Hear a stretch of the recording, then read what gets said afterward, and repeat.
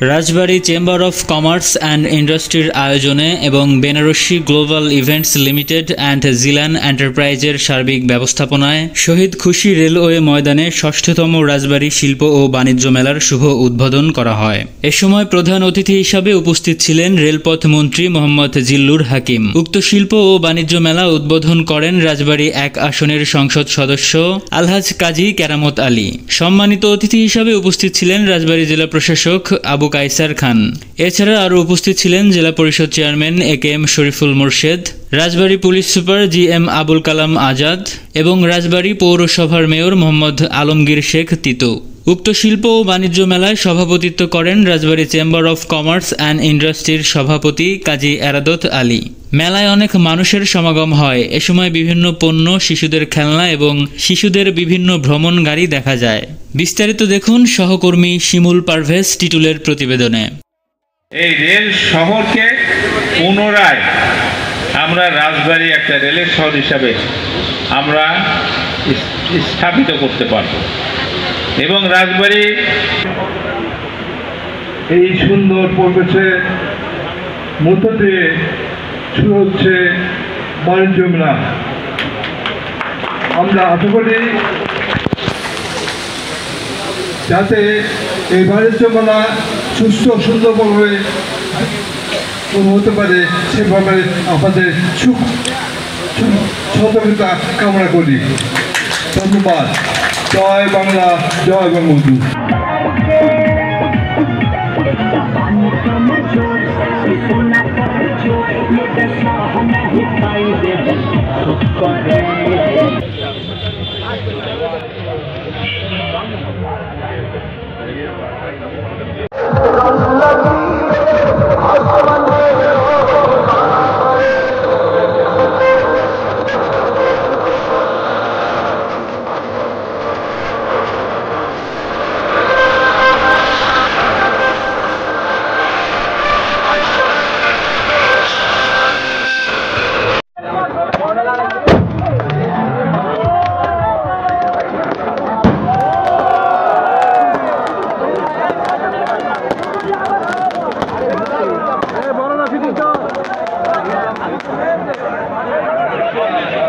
এই রেল শহরকে পুনরায় আমরা রাজবাড়ী একটা রেলের শহর হিসাবে আমরা স্থাপিত করতে পারব এবং রাজবাড়ী সৌন্দর্য, রাজবাড়ির জীবনযাত্রার মান সব কিছু কিন্তু এই ডিভিশন এবং রেল কারখানার উপরে নির্ভর করবে। আমি বলছি আপনাদের রাজবাড়ী স্টেশনটা আমার কাছে প্রথম যেদিন আসলাম আমার কাছে খুব খারাপ লাগে যে রাজবাড়িতে আমরা যখন কলেজে পড়তাম তখন কিন্তু এই স্টেশনটা এর চেয়ে ভালো ছিল। তো এই রাজবাড়ির স্টেশনটা একটা সুন্দর স্টেশন হিসাবে স্টেশন ভবন নির্মাণ করার জন্য আমি অলরেডি নির্দেশ দিয়েছি। এর নকশা তৈরি হয়ে গেছে। আপনারা যদি কেউ চুয়াডাঙ্গা যেয়ে থাকেন, চুয়াডাঙ্গা স্টেশন আপনারা দেখবেন একটা সুন্দর একটা স্টেশন, সেখানে গাড়ি পার্কিংয়ের ব্যবস্থা, মোট কথা একটা সুন্দর রেল স্টেশন। এটা আমরা রাজবাড়িতে ইনশাল্লাহ খুব তাড়াতাড়ি এটা টেন্ডার হবে, খুব তাড়াতাড়ি। এই কাজগুলো করতে পারলে আপনাদের জীবনযাত্রার মান ভালো হবে, রাজবাড়ির সৌন্দর্য বৃদ্ধি পাবে, রাজবাড়িতে কর্মসংস্থানের সৃষ্টি হবে। এই জন্যে মাননীয় প্রধানমন্ত্রী নির্দেশ দিয়েছেন।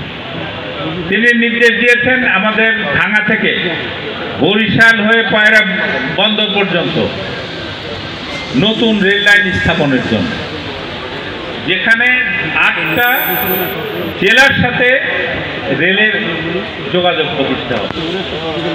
8টা জেলার সাথে মানে প্রধানমন্ত্রী চান যে মানুষের সুবিধার জন্য এই যুগে মানুষের কাছে সবচেয়ে সুবিধাজনক যে পরিবহন, এই পরিবহনকে পৌঁছে দেওয়ার জন্য মাননীয় প্রধানমন্ত্রী আমাদের জনগণের ভালো চান, আমরা যাতে ভালো থাকতে পারি।